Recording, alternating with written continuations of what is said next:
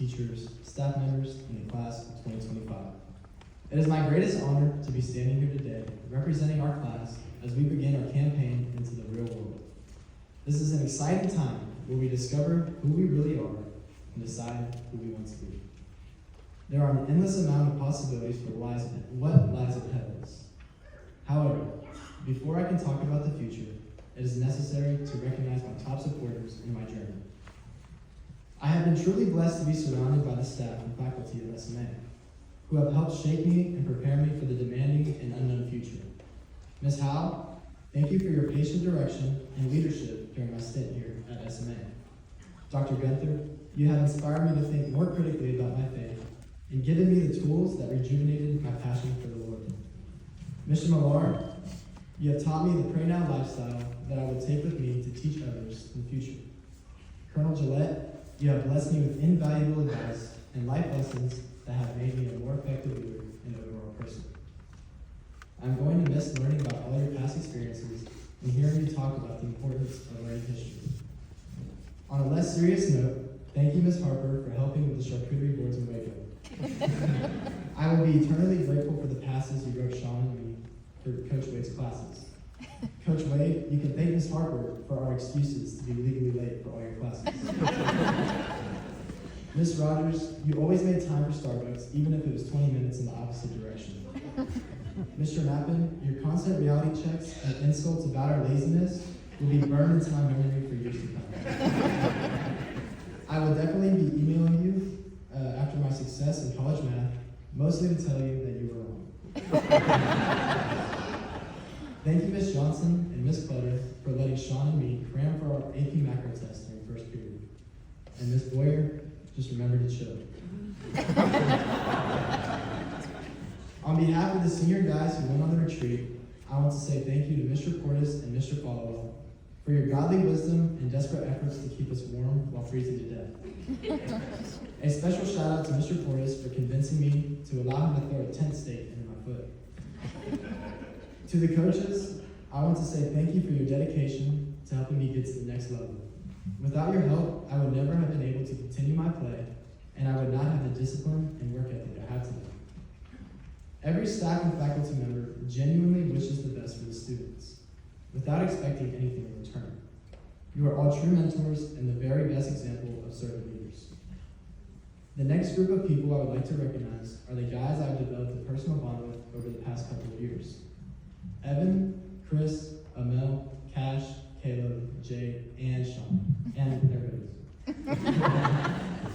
I have never doubted that you all would be there for me without question, regardless of the situation.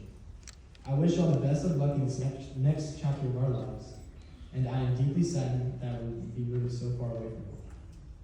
Skylar, Will, Mimi, Pop, those are my grandparents, and Chloe. Thank you for all the support and encouragement that you all have supplied. You have pushed me to be better, and for that, I cannot thank you enough. I promise that I'm almost done with the thank yous. However, there are still two more people who deserve a round of applause more than any of you.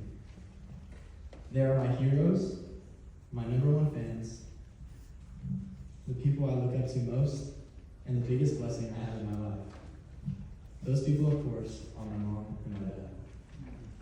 They have been with me through the hard times, through all the injuries, and through all the failures.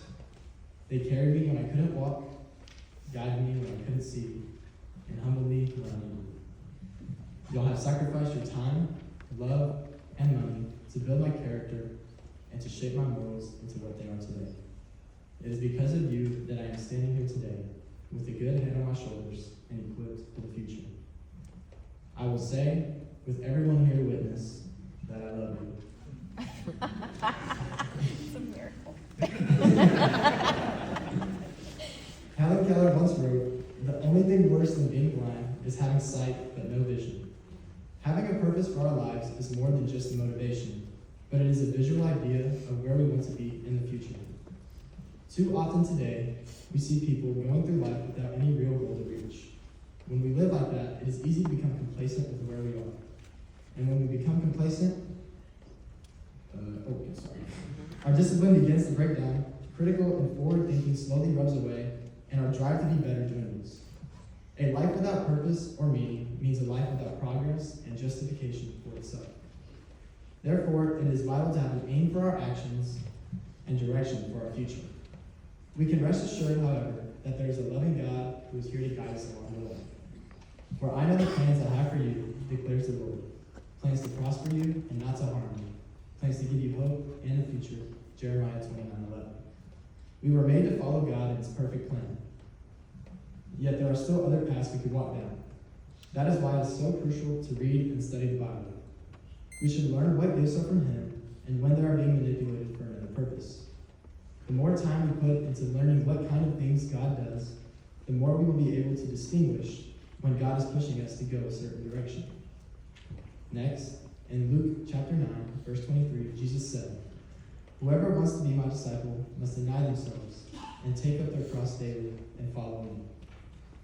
We've already established that our goal is to follow God's plan, but is it going to be easy? Every morning we must decide if we are going to live up to our own expectations or fall victim to laziness. Before the start of the day, it is necessary to tell yourself what you are inevitably going to accomplish, and with confidence and ambition, attack that goal. It would be nice to take the easy way out and do the bare minimum. However, it is not until we push ourselves past our limits that we see any progress to where we are headed. So no, it won't be easy, but anything easy isn't worth doing. The last thought I want to leave y'all with is this: understand the value of hard work. Whatever you do, work at it with all your heart, as working for the Lord, not for human masters. Colossians 3:23. There will be times when everything feels easy and when life just seems to be going our way, but there will also be times when it's quite the opposite. During those periods, I encourage you to be patient and persevere through that adversity. Change your perspective to viewing those as setbacks as opportunities, and attack every one of those opportunities with optimism and a clear head. Ask for help when you need it, and look at the problem from every angle. There's a way out of every situation. Sometimes it just takes some effort. Consistent work and dedication towards your goal or purpose will create growth, and that growth will lay the foundation for the fruits of your labor. Thank you for listening, and congratulations to the class of 2025. May the Lord bless you and keep you. May his face shine upon you and be gracious to you. May he look to you with his favor and give you his peace. And as you leave this place, go out and shine like stars in the universe as you hold out the message of life. Amen.